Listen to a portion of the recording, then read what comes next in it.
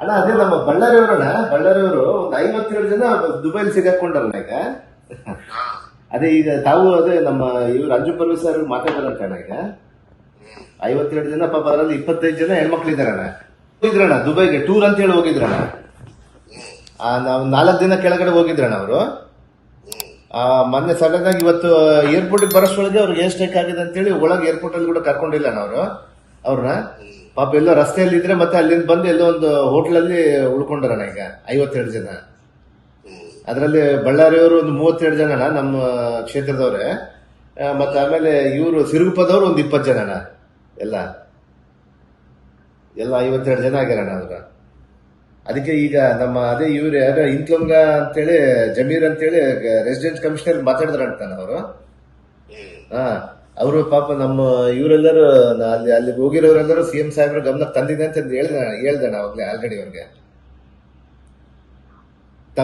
ತಮ್ಮ ಗಮನ ಬಂದ್ ಮಾಡಿದ್ದೀರಣ್ಣ, ಎಲ್ಲ ಏರ್ಪೋರ್ಟ್ ಅಲ್ಲೇ ಬಂದ್ ಮಾಡಿಬಿಟ್ಟಿರಣ್ಣ ಮಾರ್ಚ್ 2ನೇ ತಾರೀಕುವರೆಗೆ. ಏರ್ ಸ್ಟ್ರೈಕ್ ಆಗಿದೆ ಅಣ್ಣ ಅಲ್ಲಿ. ಆಮೇಲೆ ನಮ್ ಭರತ್ ರೆಡ್ಡಿನೂ ಅಲ್ಲೇ ಇದ್ದಾನಂತ. ಹೌದಣ್ಣ MLA ಅವ್ರು ಯಾರ್ಯಾರು ಹೋಗಿದ್ರು ಗೊತ್ತಿಲ್ಲಣ್ಣ, ಅವ್ರ ಫ್ಯಾಮಿಲಿ ಹೋಗಿದಾರ ಅಂತ ಹೇಳ್ತಾ ಇದ್ದ ನನಗೆ ಇದಣ್ಣ. ಬಟ್ ಇವ್ರು ಪಾಪ ಇವರೆಲ್ಲ ಹೋಗಿದ್ದವರು ಒಂದು 52 ಜನ ನಮ್ ಟೂರ್ಗ್ ಅಂತೇಳಿ ಹೋಗಿದಾರಣ್ಣ. ನಮ್ಮವರು ಪಾಪ ಎಲ್ಲ ರೈತರು ಇದಾರಣ್ಣ ಅವರು. ಅದಕ್ಕೆ ತಾವು ಮಾತಾಡಿದ ಅಂತ ಹೇಳಿ ನನಗೆ.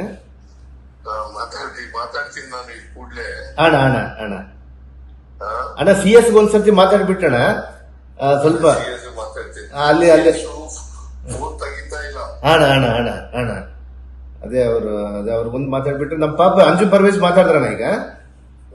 ಅವ್ರಿಗೆ ಮಾತಾಡಿ ಮತ್ತೆ ಅವರು ರೆಸಿಡೆಂಟ್ ಕಮಿಷನರ್ಗೂ ಮಾತಾಡಿ ನಾನು ಜಮೀರ್ ಅವ್ರಿಗೂ ಮಾತಾಡ್ದೆ ಈಗ ಡೆಲ್ಲಿಯಲ್ಲಿ.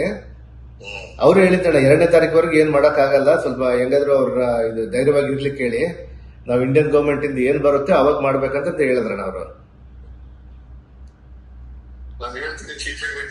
ಸರಿ ಅಣ್ಣ ಓಕೆ.